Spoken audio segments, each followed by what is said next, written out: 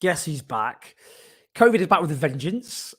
We did show after show about COVID for a very long time for very obvious reasons, because we were in the midst of a terrible pandemic, which of course never went away. And perhaps the fact that people, including myself, didn't do more shows for many weeks was a sign of a broader complacency. Omicron is, of course, a word experts about the Greek alphabet obviously were more than familiar with, but a week and a half ago, none of us obviously knew what Omicron was about. And now it's, of course, going to define news events for the coming weeks and months in all likelihood. We've got a great show today, which is going to unpack exactly where things stand with Omicron. How serious a threat is it? What's the data telling us at the moment? What kind of measures should be taken? Are we going to head for some sort of lockdown? Now, it's interesting. The polling consistently has, throughout much of the crisis, shown the public are quite hard line and very pro-lockdown. That isn't the case at the moment at all. People are very weary about, obviously, the very authoritarian measures that have been necessary to protect public health.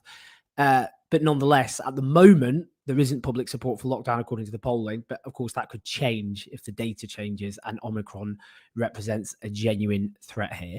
But we're going to talk about that properly. Before we do, and I've got some fantastic guests, and we'll be talking about statutory sick pay and about the fact that we have one of the lowest statutory sick pays in the Western world. So workers are forced to choose often between looking after their family, their kids, and whether or not they are able to stop the spread of a terrible virus which has killed about 50,000 of our fellow citizens. And we're also talking later about a Labour triumph in Worthing. It's important to talk about that, because some very, very important lessons can be learned for Labour more generally. Now, before I bring in our first guest, I just want to bring this up because this is the title of the show, how the Tories are exploiting Omicron for their own personal advantage, political advantage. According to the Times newspaper, so this is what the Times says: on a more cynical level, will the latest COVID crisis and Johnson's rallying cry for another great British vaccination effort help shore up the government and Downing Street after a torrid few weeks of missteps?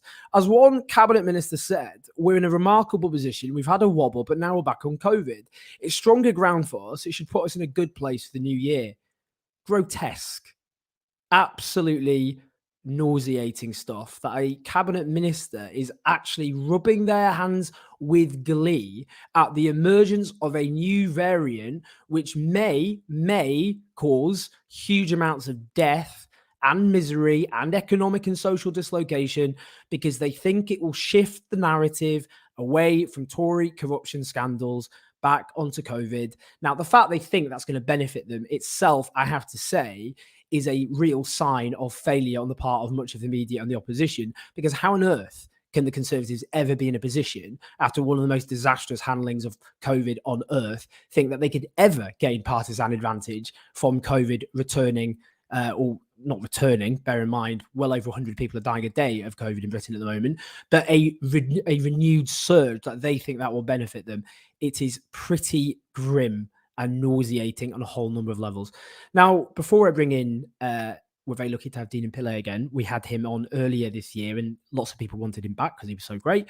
Let's just see what the World Health Organization has to say about the latest on Omicron. A new report from South Africa tells that Omicron variant has 3 times more reinvention rate than Delta. So what are your views on this and how countries can prepare? So this is a preprint that has recently been published looking at the risk of reinfection across South Africa based on the different waves of infection that they have. They did find a 2 to 3 times increased risk of reinfection, meaning, and the way that they define reinfection is 2 tests 90 days apart, at least 90 days apart. We know that people can be reinfected with SARS-CoV-2, but we need to wait to understand really what this means on a global scale. This is one study showing, some very good work that's ongoing. We'll let it go through that peer review, and there's a lot of people that are asking questions about this. Now, there has been some new data from the Steve Biko, Chashwain, I've probably mispronounced that, apologies to South African viewers, district hospital where the Omicron outbreak in South Africa started. So I'll have a little talk about that. As well, politicians are talking, of course, across the UK about potential responses.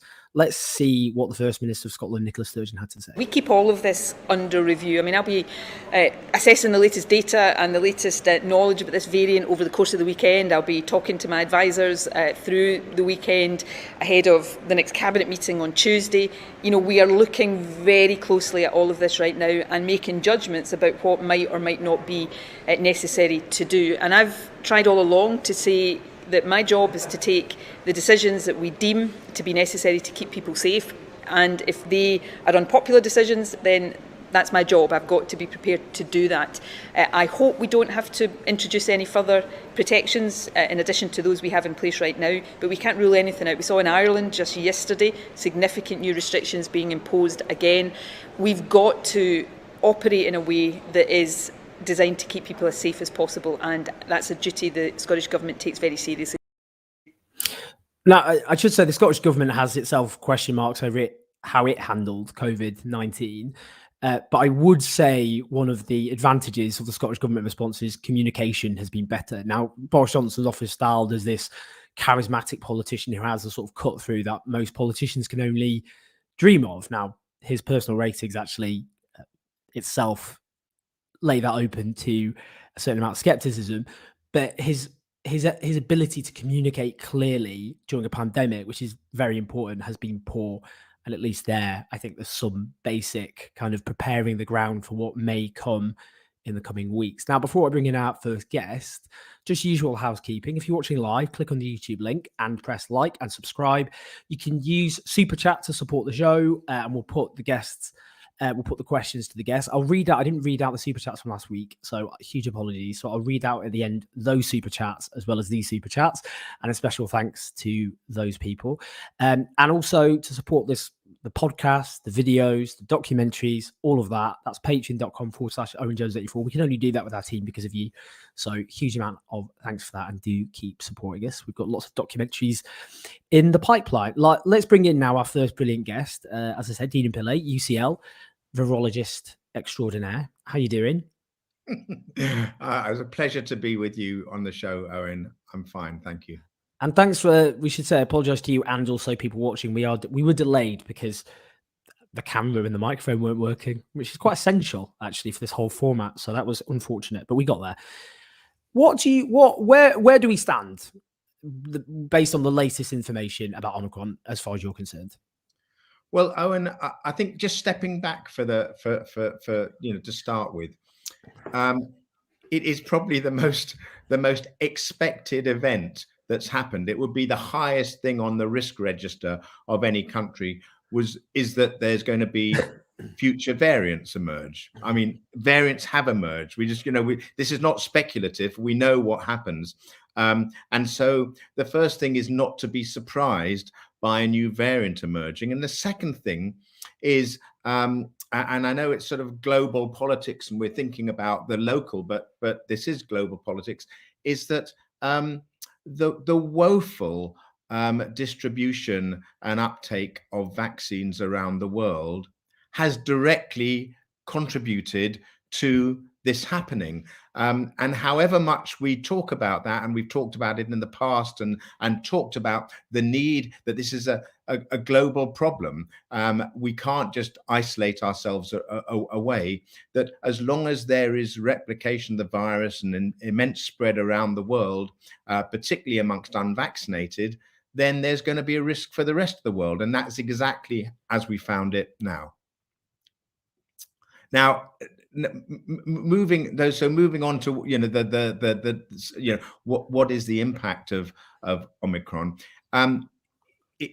We remain early on in the emergence of this or the documentation of this. We're not quite sure how it has arisen. There are various theories of where it's arisen, but what we know is it didn't just arise at the time of first detection in Botswana and South Africa.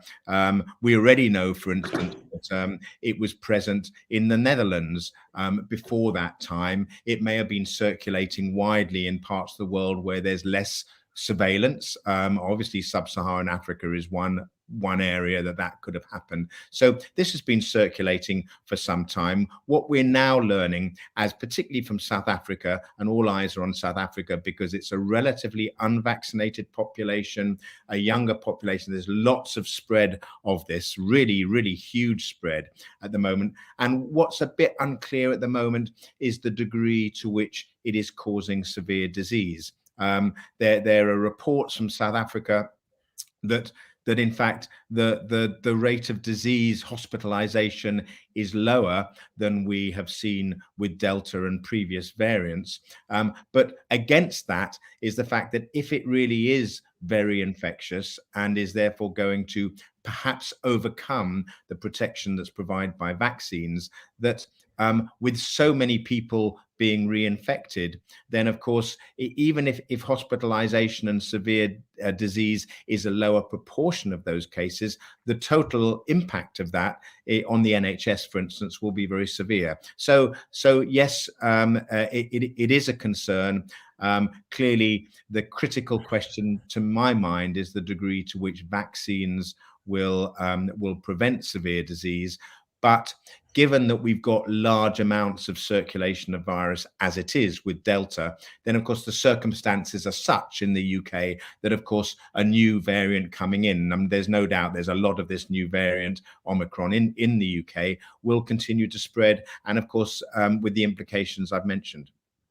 Before I just ask you just a bit of what seems to have come out from South Africa, and particularly the province where it's believed, it's possible, we don't know, where Omicron seems to be particularly rampant in terms of its emergence. But it's my understanding, and bear in mind, I'm not a virologist, as people probably know, but that these variants can emerge in just one human body, that you could have an immunocompromised person who's unable to defeat the virus, and that allows the virus to undergo several mutations within a single host. And I was wondering, because some have suggested that because of high levels of HIV in Southern Africa, and the failures, partly because of, actually in the past, pharmaceutical companies, it should be said, to deal with the previous HIV/AIDS pandemic, that there's almost two failures of two pandemics which have potentially collided with each other. I mean, what do you think about that?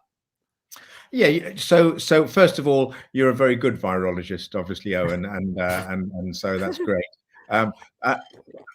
That is one theory, and I mean, I ran a research institute in KwaZulu-Natal for 6 years until a couple of years ago, and where much of the work coming out of the genetics and so on is being undertaken, and it's and of course HIV is a huge problem in many areas. For instance, in rural KwaZulu-Natal, 30% of individuals are infected with HIV, and of course you're right, is that the COVID pandemic has adversely affected the rollout of antiretroviral treatment, which hitherto has been very, very successful, but of course that is has been a problem. So you're also right, is that there have been well documented cases of people whose immune systems are impaired for whatever reason, whether for HIV or for other reasons, such as being on immunosuppressive drugs because of treatment for cancers, leukemias, and so forth,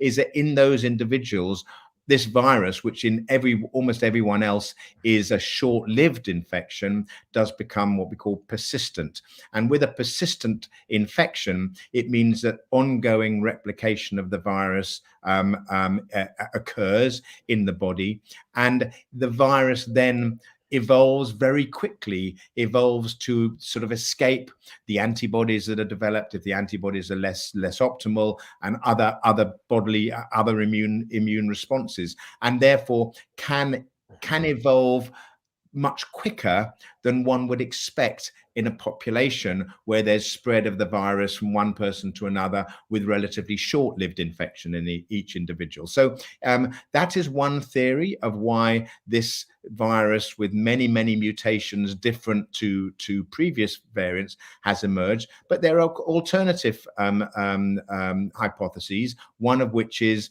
that it has been circulating in areas of the world which where surveillance has not been optimal, and therefore we've not identified it. We've got to remember that South Africa takes the highest number of the highest immigration levels, refugees, asylum seekers from Africa. We think that we have this image of people coming from Africa across the Mediterranean to Europe, but in fact, in Africa, South Africa is the main source. So there's a huge number of people coming and going within South Africa. So it's quite clear that there could have been importation into South Africa, into Gauteng, Johannesburg, and the areas that you say have been the epicenter of this. So whatever the reason, this being, we've now got a virus that clearly replicates very well in humans and is spreading. Before I bring in a couple of questions, a couple of very good questions, I think, from Super Chat. I've been looking through the summary of John Byrne-Murdoch, who's a Financial Times journalist, who actually is generally regarded as very, very sober, very thorough, analytical work throughout the whole pandemic, really. In terms of the severity of hospital cases, notes from the data released from South Africa over the weekend that there's a much lower share of COVID positive patients in this wave requiring ICU than at the same stage of Delta wave. Of course, Delta is the strain which became dominant earlier this year. For patients on oxygen, the share now appears roughly the same as Delta. So 70% of patients on oxygen in strain were due to COVID. But equally, actually, in terms of what they're finding is actually it's to do with the interaction with age and vaccination status, and that's the question mark, isn't it, in terms of how positive that seems to be at the moment? Because one hope would be, well, actually, this could become a milder form of COVID, and therefore, if it became dominant, that's maybe not a bad thing. I mean, what do you think? Yes. So there's been a lot of, I think, sort of nonsense actually spoken about by others around that viruses inevitably become mild in disease. Now, why that is not relevant from an evolutionary perspective with COVID is that all a virus cares about, if one was to consider a virus having a consciousness, all it cares about is that it can spread.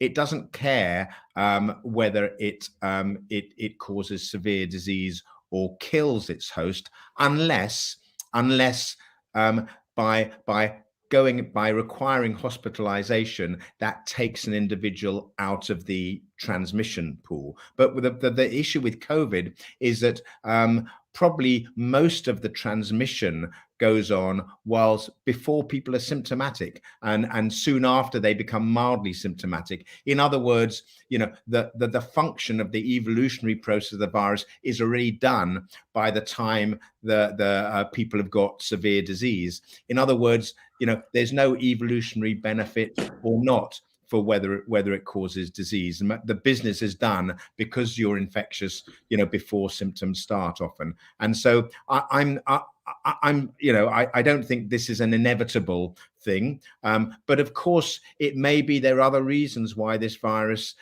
doesn't cause such severe symptoms. One of the really interesting pieces of data that's coming out of South Africa, and it remains sort of premature to talk, to conclude much, but that there are children who are being hospitalized, young children. And so that is very unusual as well, as we know. And so, you're balancing all of these things out in a South African context, knowing as well that the vast majority, as far as I can see, the vast majority of hospitalized patients in South Africa are unvaccinated or only partially vaccinated. So again, there are many different sort of moving parts and data coming out. And I think, we've just got to be a little bit careful about over-interpreting that until we've got really good data. Got some really informed questions. One from Tad Cantwell. What does Deenan make of the way this variant has taken on a fragment of the common cold virus? I don't know anything about it. I've never heard about this. So I'm very fascinated about this question. And Stephen Baxter asks, what is the feasibility of engineering a variant that is non-infectious to create exponential decay? Wow, two fantastic questions. So one of the interesting things that's just come out, in fact, I saw something written about it yesterday, was that, in fact, there's a segment of the Omicron virus that has a fragment of human, of genome of human origin, which does sort of suggest that this, that this has been circulating in humans.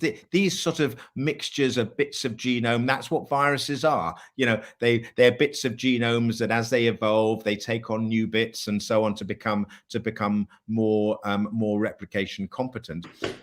And of course, these viruses have all evolved from the coronavirus, which is the common cold virus. So common cold, what you usually, when people talk about the common cold virus, there's a number of viruses that do cause that. The most common one is the rhino, something called the rhinovirus.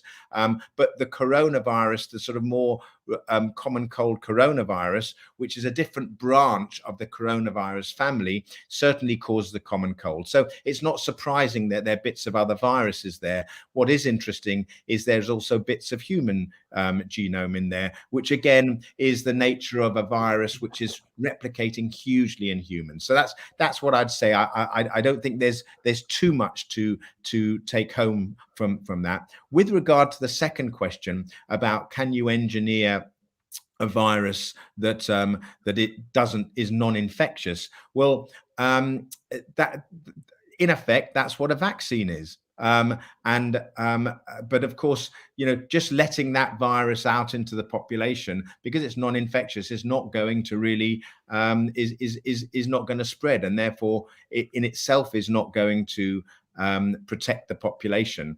But of course, inactivated viruses are the basis of many vaccines, and there are some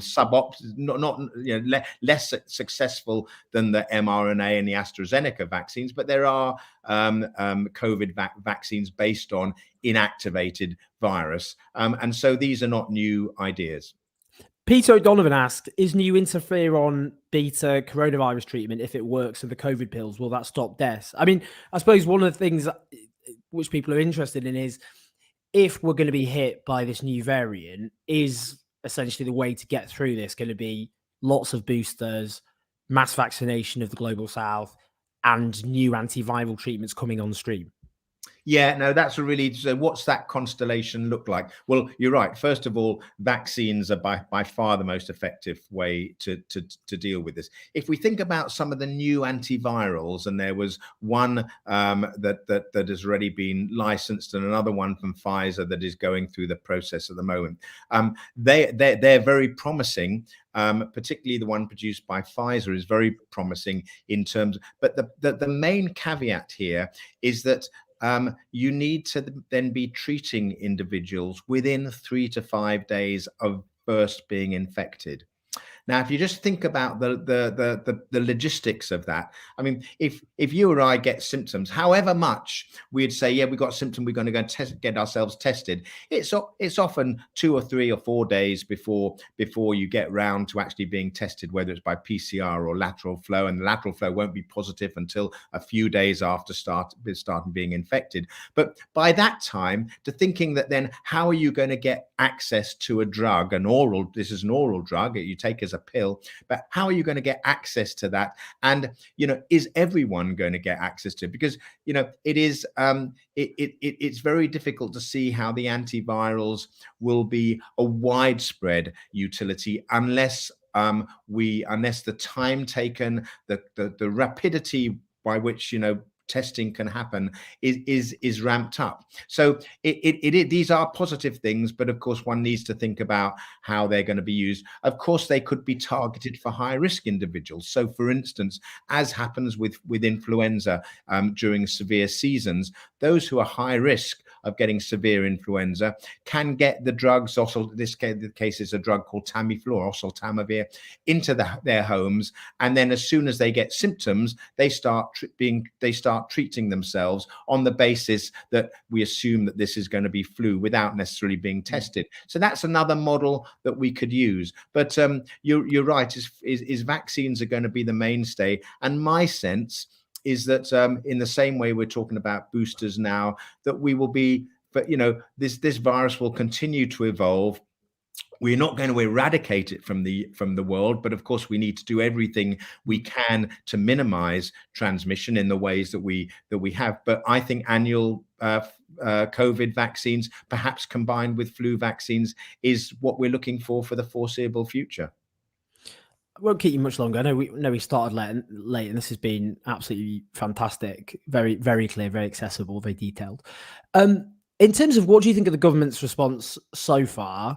And as I've said, the polling throughout the pandemic did suggest that the public generally has been actually very hardline on taking drastic public health measures, which obviously suspended our basic freedoms for large periods of time.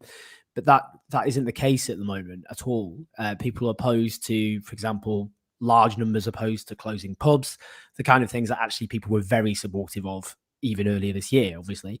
So what do you think of the government's existing measures, and what should they be doing, and where do you think they're heading? I mean, one that's been raised at the moment is the question of working from home, which is, my understanding, scientists think is the one biggest individual contributor to reducing transmissions if that was imposed. And I think there were economic reasons or business reasons why they're not doing that. But anyway, what are your thoughts on those?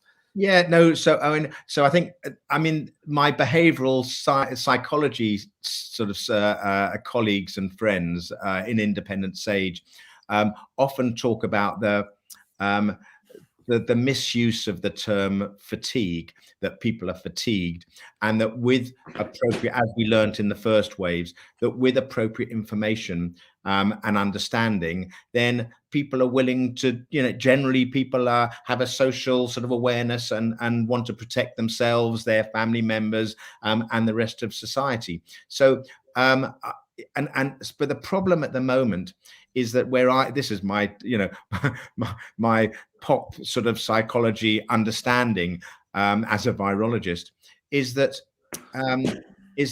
there's a narrative about moving back to normality.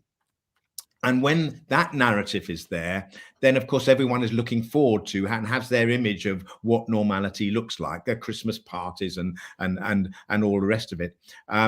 But my sense is that why should we be thinking, in fact, why move back to normality? We've had such a shock to the system.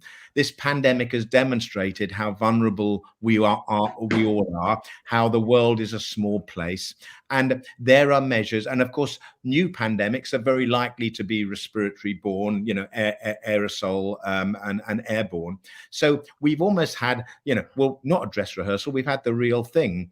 And we've learned about the sorts of ways that we can behave to limit, that transmission. It's not lockdown, but things like mask wearing, for instance, which certainly has some protective effect. It's not surprising we see individuals, people from the Far East who come to the UK wearing masks, and they did that following SARS 20 years ago, and that is the way that's been normalized in that situation. So why isn't the narrative we need to start to implement these, embed these in what our new normal is? Equally about ventilation, we know these viruses, they circulate much better in indoor spaces, crowded spaces. So why not spend the time trying to get better ventilation systems, criteria for allowing schools to be safe, etc., etc. And that's what I would think we need to be looking forward to, and I think there would be support from the population. But if it's characterized as either lockdown or freedom, as of course the current government wants to push, then of course I'm not surprised that there may be a bit of kickback to stringent controls. But I think there is space, and we should actually start to be thinking, what is the new normal? What have we learned from COVID? And this is a risk that's going to stay with us, and there'll be new pandemics in the future. Deenan, that was absolutely fantastic, really rigorous, detailed, but as I said, very accessible. And I've learned a huge amount from listening to you there. So we really do appreciate you joining us all over again. And obviously people should follow and support Independent Sage's work. We've spoken to so many of your colleagues, including last week throughout the pandemic, and it's been a real lifeline. So thank you so much, Deenan. Really, really appreciate that. My pleasure. And thanks to everyone listening. Cheers, Deenan. Bye. We're going to bring in now our next guest, who's been left waiting far too long because of our lateness in starting. Hey, Shelly, how you doing? Quite all right. Hi, Owen. How are you? Very, very good. Shelly Asquith is brilliantly leads on health and safety issues at the Trade Union Congress. For those who don't know, that's the federation of almost all trade unions in Britain. And you've been leading so much on brilliant work, because, for example, on statutory sick pay, Shelley's been doing these great videos raising attention about the issue, for example, of statutory sick pay. So do you just talk about how much? So statutory sick pay is one of the lowest levels in the Western world in this country. So tell us how much that's a factor in the spread of COVID. Well, we think it's a massive factor. The fact that millions of workers can't afford to take time off when they're sick, can't afford to self-isolate, is a big reason why COVID has been allowed to spread. So here's the crux of the issue. Statutory sick pay is £96 a week. So compare that to the average income. You're looking at losing 80% of your salary if you come off and claim statutory sick pay. For example, I spoke to a service trains in South Eastern and a bunch of other commuter trains, and when they were surveyed by their union, 70% of them said they'd had to go into work when they were sick because they just couldn't afford not to. As you said at the beginning, lots of people are making really difficult choices. Do I live in hardship for 10 days or so, or do I go into work and potentially put myself and other people at risk? And this is right across different sectors. People in our food factories, even cleaners in hospitals, telling us they can't afford to self-isolate when they need to. And these are often the most, lowest paid, the most frontline jobs, making those hard choices. And I think it's no coincidence that, as you said, we've got one of the lowest rates of statutory sick pay in the so-called developed world. And we also tragically have one of the highest rates of COVID fatality. I mean, what really needs to change? What are the kind of key demands for workers, for unions, for people to be fighting for? Well, it's really simple. What the government needs to do is raise statutory sick pay, and the TUC and unions have been calling for it to be raised to the living wage equivalent, which is about £330 a week, and that is much more reflective of people's average incomes. It would mean people could afford to take the time off when they need to and not have to struggle. We also need them to scrap the minimum earnings threshold.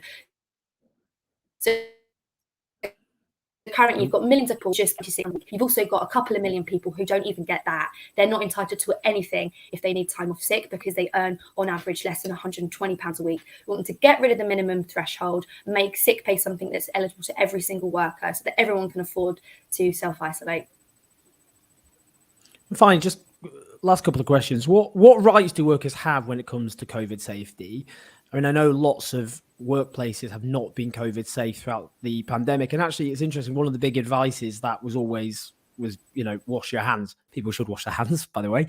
But actually, ventilation is actually far more important when it comes to the spread of COVID-19. And lots of workplaces are not properly, adequately ventilated. So I'm just wondering, what rights do workers have, and what kind of actions have people been taking to stay safe? Yeah, Deenan mentioned ventilation, and that is one of the most crucial things that employers need to be doing to effectively mitigate the risk of COVID transmission. So what rights do people have? Well, fundamentally, you have the right to be safe at work, and your employer has to legally self-regulate health and safety. They have to carry out risk assessment first and foremost, and they have to talk to you, the workforce, about that risk assessment. And particularly in light of this new variant, those risk assessments that were made, up to a year and a half ago need to be re-looked at, need to be edited and updated. They also, employers then need to manage that risk that they've identified in those risk assessment, risk of COVID exposure, as well as anything else. And if an employer isn't doing that properly, if they're not got good ventilation, they're not introducing, face covering wearing where it's mandatory, then unions should be raising those concerns, collectively in the workplace, but also to the regulators who can take action against those employers. And we have been seeing lots of workers taking action over this. We've seen lots of people joining unions for the first time because they see this as really relevant. We've also seen lots more people becoming safety reps, and I want to plug that role. It's a really critical role in the union. It gives you legal rights to do things like carry out safety inspections, sit on safety committees with your employer. And unions have been organising and campaigning on all sorts of issues like sick pay, and we've seen a number of employers raise their company sick pay rate as a result of union pressure, taking action on things like ventilation, getting people paid time of work to get their vaccinations. Really important that people can afford to do that as well. And in some places, in the DVLA in Cardiff, for example, you saw people taking industrial action over this. We saw at the beginning of the year in schools, education workers using Section 44 of the Employment Rights Act to say in the face of imminent serious danger, they're going to remove themselves from the workforce. So joining a union, becoming a rep, taking action collectively is incredibly important in defending your rights and making your workplace safe. And that is the most important message that I'd send to anyone watching today. Shelly, that's really, really brilliant. And do follow, by the way, Shelly on Twitter, because you can get lots of information as we go along about the latest on health and safety, about your rights at work. It's Shelly with no E, so it's Shelly, Asquith, Asquith.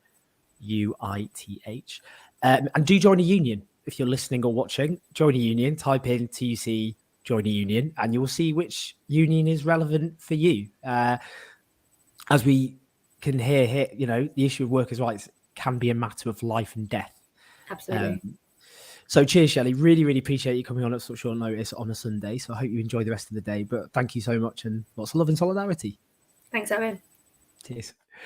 Labour. Now, we sometimes get criticised, I think, for you're bashing Keir Starmer. He's doing so well. He's doing his best. Why won't you fight the Tories? As you can see, we spend huge amounts of time kicking the Tories. We've got a show whose title is about how the Tories are exploiting COVID for own partisan advantages.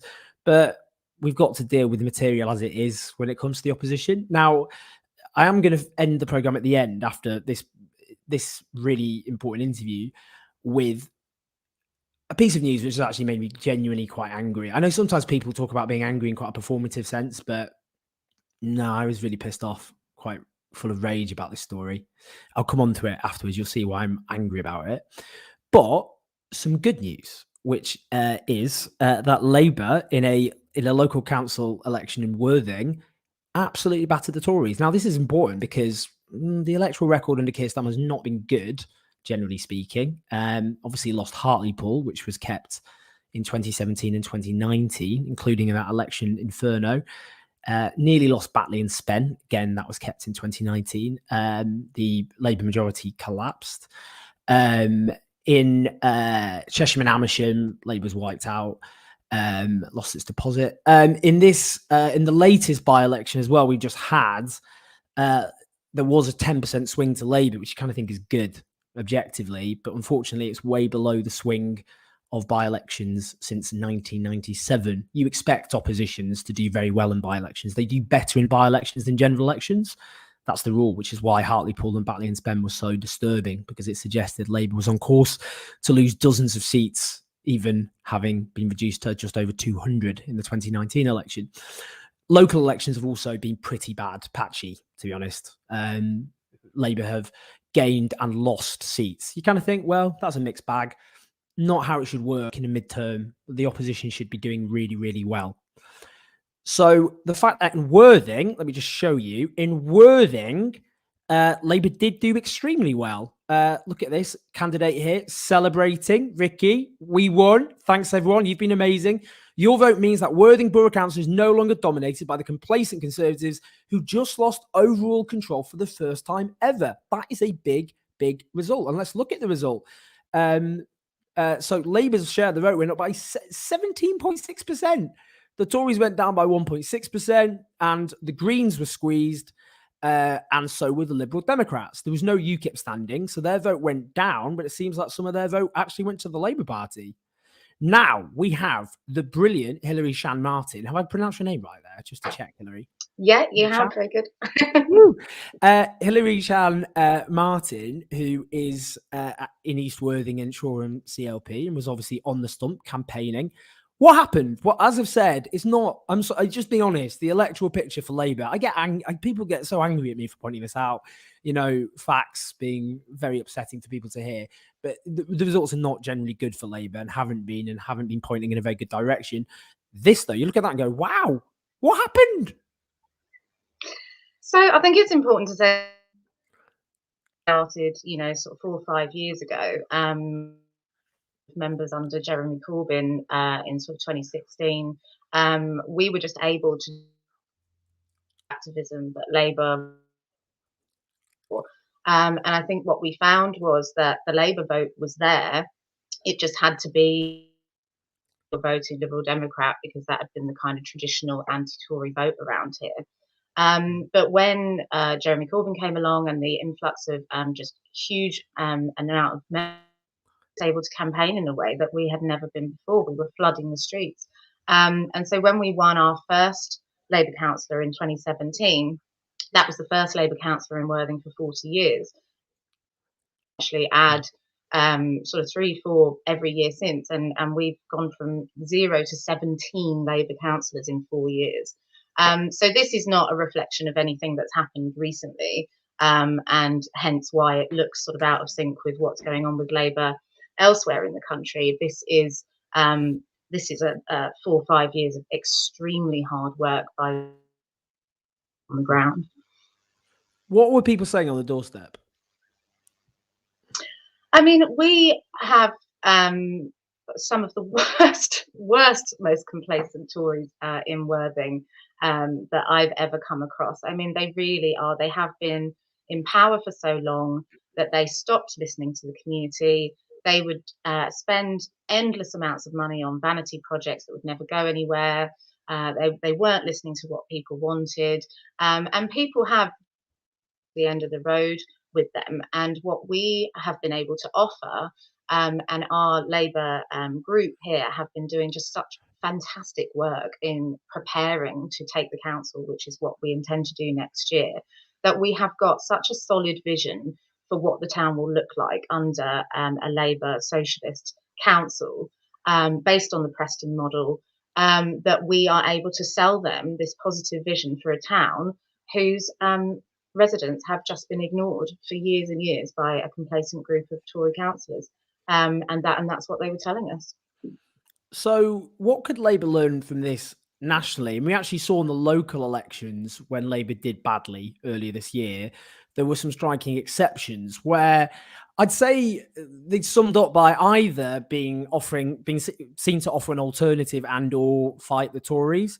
So, for example, the Salford Labour mayor did very well, and so did Andy Burnham. And I wouldn't actually place them in the same political tradition, but the one thing they did have in common was Andy Burnham, for example, pushed for public ownership of buses and was seen to have taken on the Tories over the treatment of the North in the pandemic.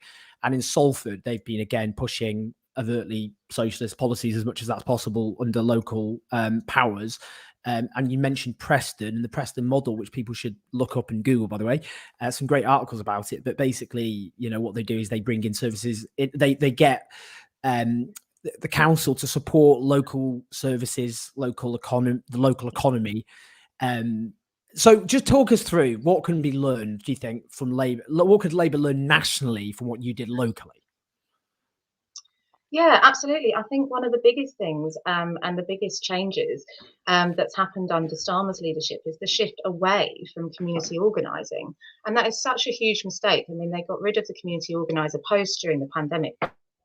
Such a travesty. That was something that we had benefited from so much. We had Charlotte Gerard, who used to be our community organiser down here. And that, training of members to embed themselves in their community made such a difference to us. And that's really what has happened here, is that we've been able to gain councillors, and those councillors have embedded themselves in the community through what we like to call a socialism in action approach, and are involved in some of the biggest community projects in the town. Two of them set up the Worthing Food Foundation, and although that's an apolitical project and it's not tied to the Labour Party, it's a charitable organisation, but it's addressing community need. So that's what Labour needs to get back to. They need to get back to preparing the membership and giving them the tools and resources to connect with their own communities. And number one, they need to stop attacking the membership. I think that's really important to say, that the victory down here is in spite of this unprecedented level of attack on Labour members. And we have Labour members out electing Labour councillors who are under threat of investigation and suspension, etc. And so we are, for us on the EC and the Labour group and everything, we're having to operate in this atmosphere of threat as well, and trying to keep members in and keep them motivated and still wanting to go out and campaign on behalf of the Labour Party. And so that's the number one thing that needs to be addressed here. And if you look at, we've been successful in doing that in Worthing. We've managed to stay united. We've managed to, not allow that to affect our campaigning. And this is what happens when you do that. Hilary, great stuff. Again, it's important to talk about these examples, because I would say Labour in a bit of a state in lots of ways. The government, catastrophic handling of the pandemic, multiple corruption scandals, broken promises.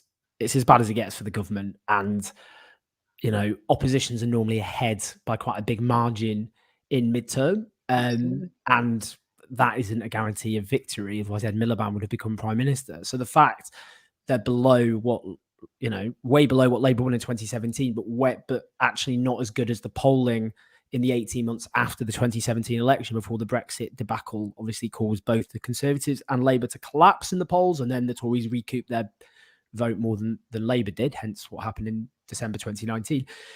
We do need to learn from these examples. What does it say? And obviously there are local features which are very specific to the area, but there are clearly important elements which Labour need to be listening to. So it's really great to have you, and let's hope people in the Labour Party can learn from what you've done. Yeah, hope so. Cheers, Hilary. I think, thanks a lot. Cheers. Take care. Lots of love. Before I finish, I said I was angry about something, and it's about Labour. And again, do you know what? I talked about this on Twitter yesterday, and I got the usual, army of people, quite, I'm afraid, cult-like supporters of the Labour leadership. They hate that because they're like, oh, you're a hypocrite. Oh, Corbynism was a cult. Well, it's like, whatever people say about the online behaviour of Corbyn supporters in the midst of almost the entire British media being hostile at the time to the Labour leadership, some of them did go over the top. There's no question. Every movement has people going over the top. At least they believed in something. At least there was a point. You get, these people who, there's this account, a brilliant account online, which does this thing, goes this you. And what happens is I get my mentions flooded by people going, you're a disgrace, Owen, you're a Tory stooge, you might as well. I keep getting told to join the Conservatives, join the Tories. I joined the Labour Party age 15. Tony Blair was leader. I voted for Labour in every single local and national election in my entire life. And these people who said that Corbynism was all about telling people to go and F off and join the Tories are now flooding my mentions. But this you, what it does is it gets those people who denounce people like myself for, oh, you're being disloyal, you're by criticizing the Labour leadership, you're playing into the Tories' hands. And then this account digs up what they said when Jeremy Corbyn was leader, and most of them were voting Liberal Democrat. It's just a joke. They were calling for the Labour leader to be obviously got rid of, and they were voting for another party, including the 2019 election, which was your one big chance to stop Boris Johnson becoming Prime Minister. So if you didn't take that, I think your moral stature when it comes to lecturing other people is weak. Now, the reason I'm bringing this up, this question of infighting, because I would contend that the Labour leadership, rather than, some random Guardian columnist, the Labour leadership's had the easiest ride from the media of any Labour leader since Tony Blair, easiest ride from its own MPs since any leader since Tony Blair.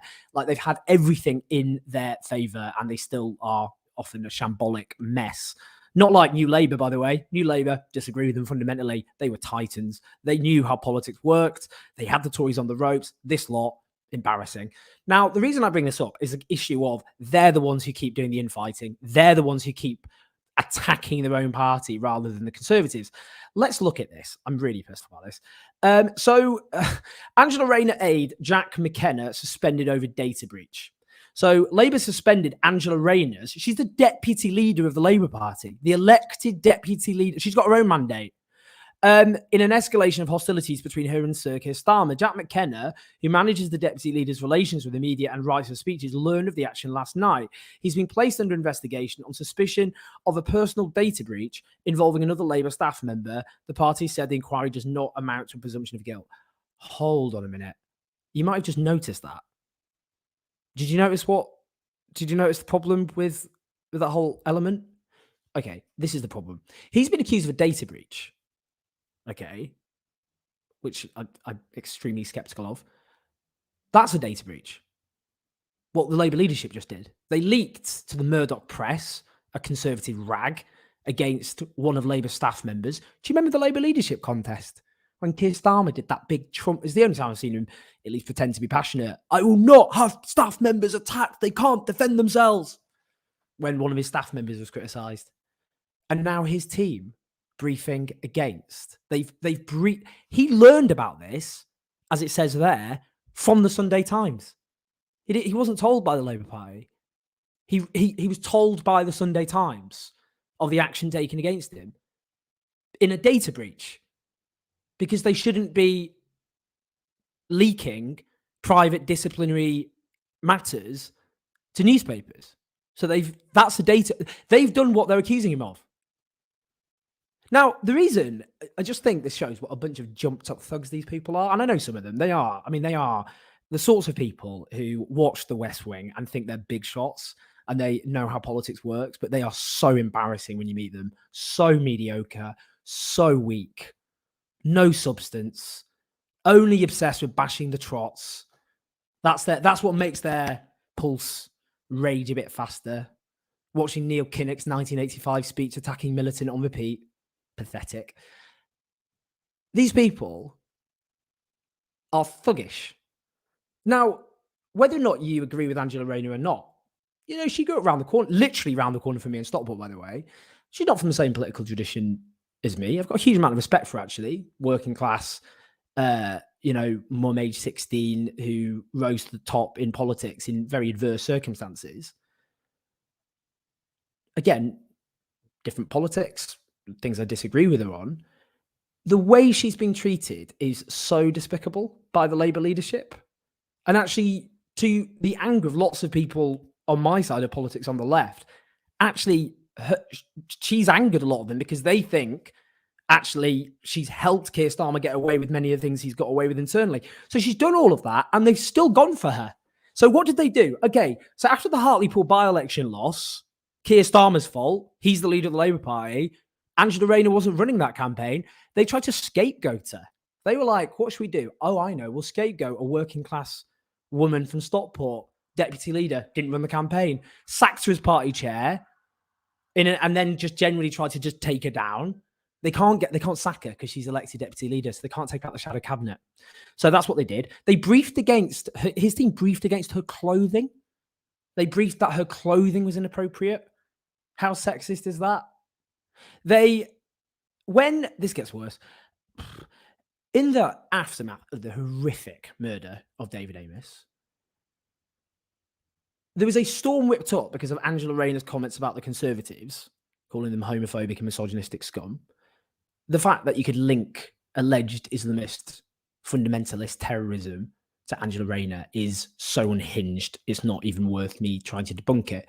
But there was that whole big storm at the time, people talking about her comments, and Keir Starmer's team briefed against her to the Mail on Sunday, which is a despicable rag, by the way, a racist, nasty Conservative rag.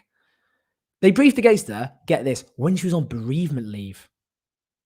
One of her people closest to her in her life had died a few days earlier. She was on bereavement leave, and his team briefed against her to the Mail on Sunday. And now look what they're doing. Now in their pathetic, never-ending war with Angela Rayner and her operation, they've clearly gone for her staff member by briefing against him, breaching data to the Sunday Times. It's It's just unbelievable. These are not nice people. They are nasty, nasty people. And I just don't even, you know what? I mean, I'm the sort of person, they don't need to worry about me in terms of my vote. Not that they care, obviously, but I mean, I vote Labour come what may. A lot of people think that's pathetic. They think, if you do that, then they'll just think they can get away with anything. But I know other people take a different view. And a lot of people, whatever the faults of Corbynism, it did have faults. It did attract people on the basis of a vision of a new society. And, that operation itself could be pretty shambolic a lot of the time. But they weren't people. These were people who had been exiled to political Siberia for most of their lives. The people around Keir Starmer were supposed to be the grown-ups in the room, you see. The whole point was, you might lose some of the principles, but you'll get competence. Integrity. That was on Keir Starmer's leaflets during the leadership campaign. Integrity. Does any of this sound like integrity to you? Doesn't sound like integrity to me at all. It's your gutter politics. And what does that tell us? What does that tell us when they've behaved in this way towards this one person about their style of politics, about the sort of government they would seek to lead, about the sort of, and this is the thing, like if Corbyn's administration had tried to do any of these things, blue murder would have been screamed. I think all of you know that. So I'll get these people to now see me, Owen, not fighting the Tories, as though I haven't just done that my whole life with almost everything I've ever done. Because I've just criticised, again, the Labour leadership taking on its own side rather than taking the fight to the Conservatives. Now, I know a lot of people now, they're all jubilant because they've done this whole reshuffle. They brought Yvette Cooper in as Shadow Home Secretary, which is funny because people forgot she was Shadow Home Secretary for 4 years under Ed Miliband and landed no punches meaningfully on Theresa May. So few punches that Theresa May just glid her way as successor to David Cameron without even a challenge. So, I mean, if Yvette Cooper had been good as Shadow Home Secretary, you'd have expected some pretty bad damage done to Theresa May's career. Not so. Instead, what she did in her tenure is indulge anti-migrant bashing, including, for example, calling for job seekers' allowance to be stripped away from them. Now, for migrants. Now, what do we expect to happen as the Tories whip up anti-migrant racism, which is what the Tories always do, particularly when they're in trouble? They try and turn people's anger onto migrants and refugees. Do you expect the Labour to say, no, we fight back from that. Don't blame people who are vulnerable and struggling and fleeing terrible violence. Instead, be angry with the people at the top of society, including these corrupt Tories who break their promises. Now, that's clearly not what they're going to do. They're going to indulge, anti-migrant racism, not going to fight it back. And we've seen that record being played before, because when Labour does that, it just makes immigration more of an issue.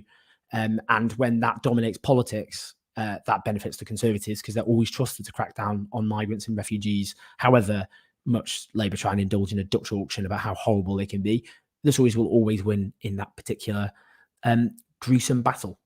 So, that's what we've got at the moment. We've got this grubby, nasty, gangsterish politics being played out. There's no compelling vision being offered by the Labour Party, just none. I mean, what is it? What's the vision for the country? And when it came, and actually, again, whatever the faults of Starmer's successor, one of the reasons over the last few years, people's attitudes in immigration have got more positive, is, I would contend, the fact that Labour stopped playing the game of trying to out compete the Tories and bash migrants and indulge in xenophobic tinged rhetoric.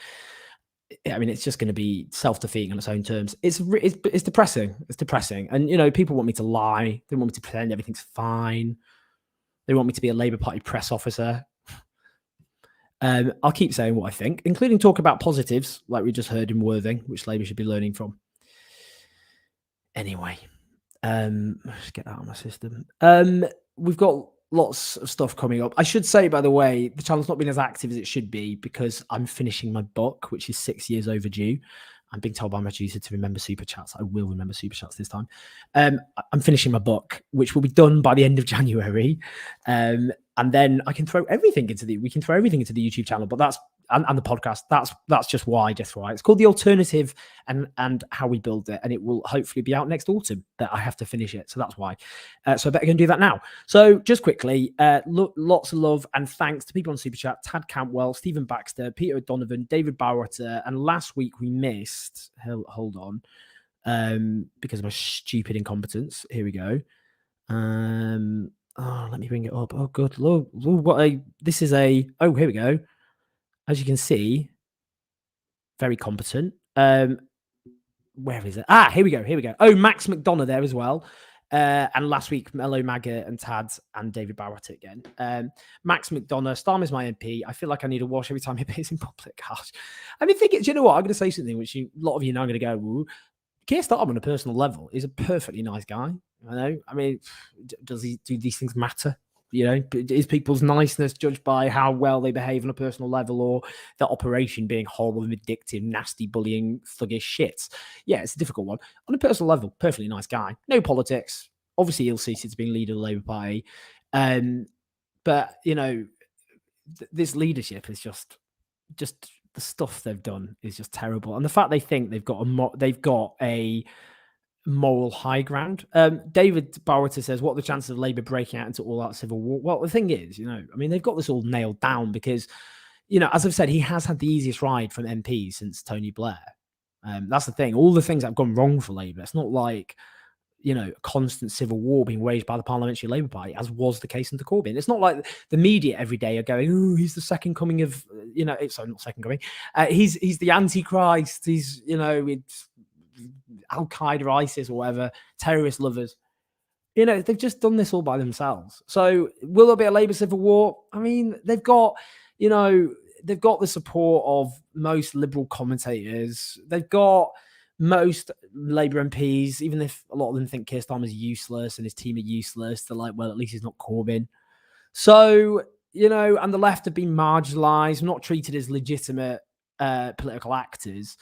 So I don't think it's, you know, it's difficult to have kind of, you know, when they say people like me are like, you know, we're sabotaging Labour's efforts, you know, the electorate aren't sitting around thinking, oh, what do people on the left think? Because they're not hearing people from the left because they've been so marginalised and silenced.